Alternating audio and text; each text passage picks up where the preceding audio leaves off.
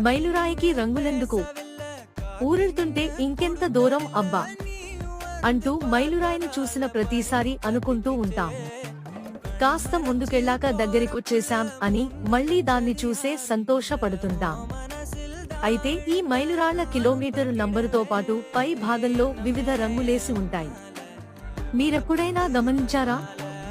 అలా వాటికి వేసే ఒక్కో రంగుకు ఒక్కో అర్థం ఉంటుంది. అవేంటో ఇప్పుడు తెలుసుకుందాం. ఆరెంజ్ కలర్ ఉంటే అది గ్రామీణ రోడ్డు అని. దేశంలో గ్రామీణ రోడ్లు 3.93 లక్షల కిలోమీటర్ల మేర విస్తరించి ఉన్నాయి. తర్వాత నీలం లేదా నలుపు రంగు ఉంటే జిల్లా రోడ్లు అని అర్థం. ఇవి 5,61,940 కిలోమీటర్ల మేర ఉన్నాయి.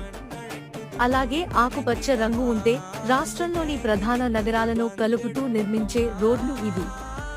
చివరగా పసుపు రంగు వేసి ఉంటే